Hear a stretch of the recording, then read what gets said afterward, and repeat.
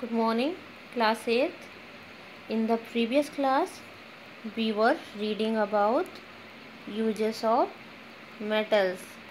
Now in this class, we are going to read about uses of non-metals. So students, open page number 59 in your science book and keep a pencil with you to underline hard words. So here we are going to read first about oxygen. So uses of oxygen are given here. All living beings, plants and animals use oxygen for respiration, which is a continuous process. So respiration means breathing. So we all know that oxygen is important for the breathing for all living beings such as plants and animals. All combustion processes need oxygen. So here you have to underline this word combustion means burn of fire. So all combustion processes need oxygen. Third, oxygen is used to burn fossil fuels. It is needed for the extraction of metals from their ores. It is also useful in the preparation of a wide variety of chemicals. Okay. So here you have to underline fossil fuels. Fossil fuels means a natural fuel such as coal or gas formed in the geological past from the remains of living organisms, by which we can get petrol, diesel, etc. So we can burn fossil fuels by the oxygen to get petroleum products. It is needed for the extraction of metals from their ores. So here you have to underline ores. Ores means a naturally occurring solid material from which a metal or valuable mineral can be profitably extracted. So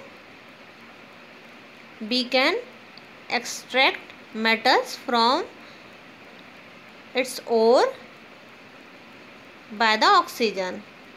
It is also useful in the preparation of a wide variety of chemicals. A large variety of chemicals we can prepare by the using oxygen. Now the sulfur.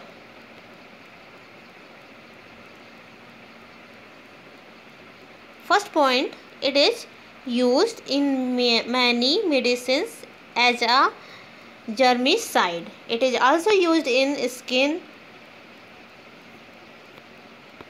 It is not visible. Just a minute.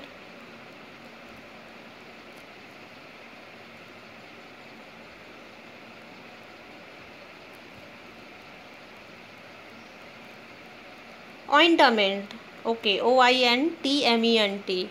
So here you have to underline germicide. Germicide means a substance that destroys harmful microorganisms such as bacteria, fungi, protozoan. It is an antiseptic. And ointment means cream or lotion.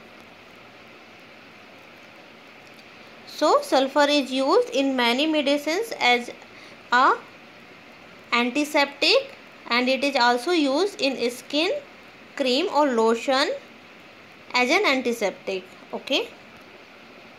Sulfur is used in the vulcanization of rubber. So here you have to underline vulcanization. It is actually, kids, a process in which rubber is treated with sulfur or sulfur compounds in the presence of heat and pressure to improve elasticity and strength of the rubber or to produce a substance which is harder than normal rubber. For example, tires. Is that clear?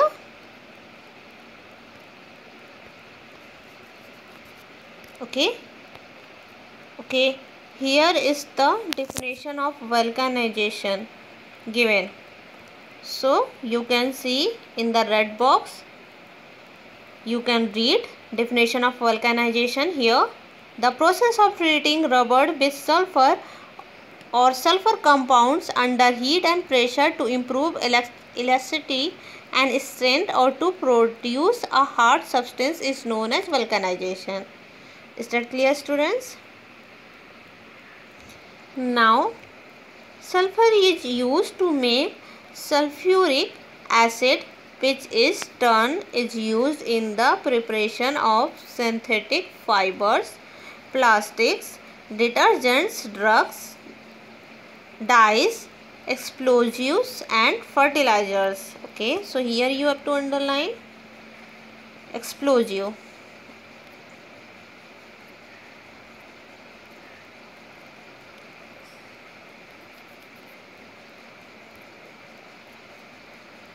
Explosive means eruptive or volatile like bomb.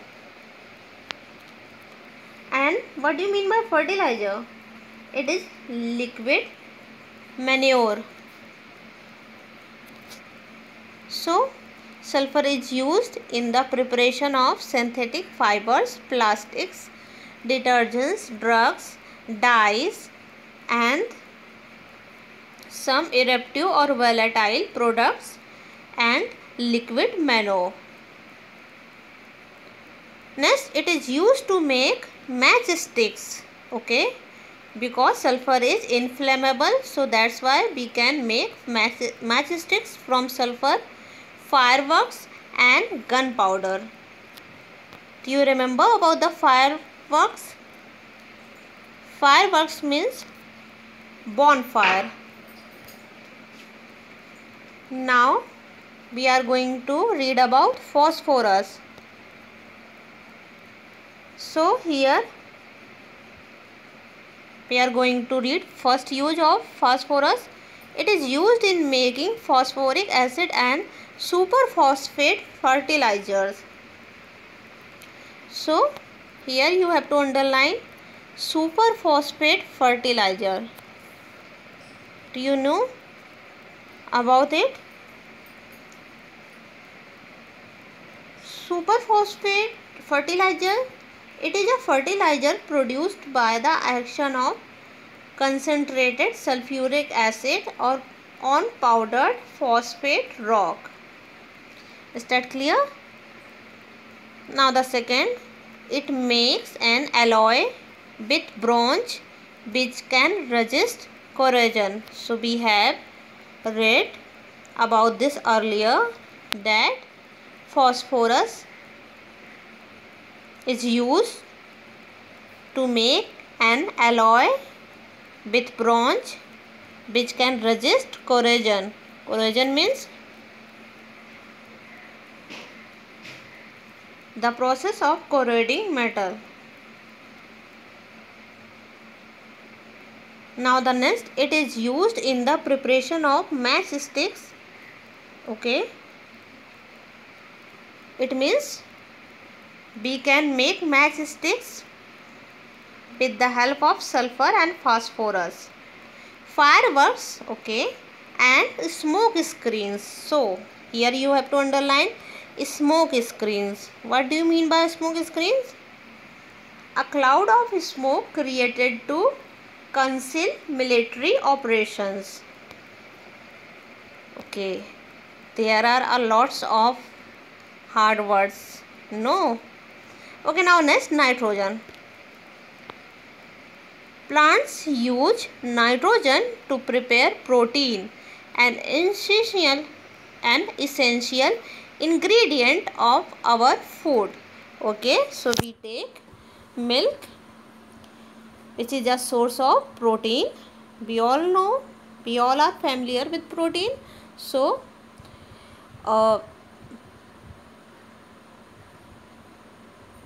plants use nitrogen to prepare protein, which is protein is an essential ingredient of our food. Now the next, nitrogen is inert in nature. Okay, do you remember about the inert? Inert means non-reactive. So nitrogen is inert in nature. So liquid nitrogen is used to preserve food, blood and other donated organs. So liquid nitrogen is used to preserve blood and other. Preserve means to protect or safeguard. So we can protect donated blood and donated organs such as eyes, lungs, kidney, heart when we kept them in liquid nitrogen. Okay, it is also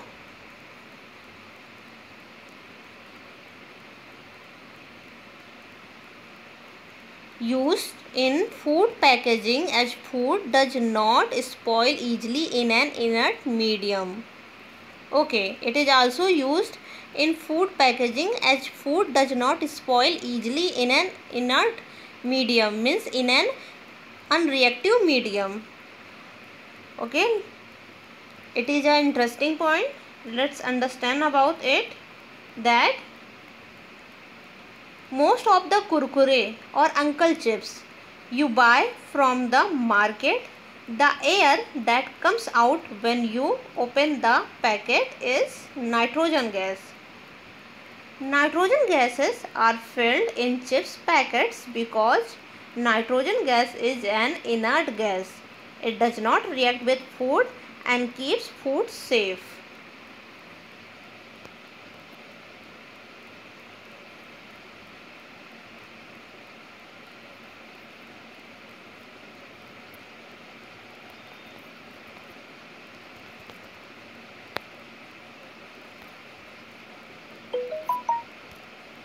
Now next, last point of nitrogen. It is used in preparation of ammonia by Haber's process. Ammonia is used to prepare nitrogenous fertilizers. Okay, so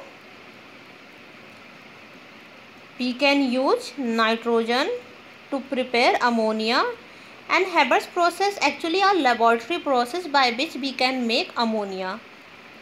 Okay, so here Haber's process is given in the orange box. It is the commercial method of producing ammonia. It was invented by a German chemist, Fritz Haber. Okay, so Fritz Haber invented Haber's process in which we use nitrogen. Nitrogen reacts with hydrogen and forms ammonia. This is the formula of ammonia, NH3. Okay, now next about silicon. Silicon is used to make silicon steel alloy and in the preparation of silicons which have a wide variety of uses. Okay, so by silicon we can make silicon steel alloy and we can prepare other silicons which have a wide variety of uses. Okay, here we can read some uses of silicons, but first read the second point of silicon. Silicon is used in making semiconductor devices such as transistors. Okay, so here you have to underline semiconductor. Can you guess what do you mean by semiconductor? Semiconductor devices have both the properties of conductor such as copper and of insulator such as glass. Now you have to underline this word too. Maybe you all are unknown from transistors. So transistors are used to control the flow of electric current. Now some uses of silicone. Silicones are ingredient in many hair conditioners, shampoos and hair get hair gel products. So we can use silicones in making hair conditions, shampoos and hair gel. Now the second, silicones is used to create a variety of toys. So we can make toys by the silicone. The gel form of silicone is used in bandage and dressing. Okay, here you have to underline dressing. Dressing means a piece of material placed on a wound to protect it. So we can apply silicone gel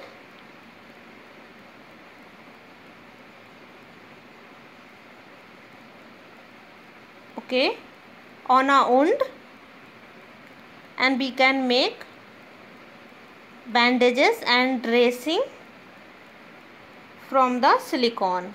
Is that clear? Now, not now. So students, that's all for today, and in the next class we will read rest part of uses of non-metals. So thank you class.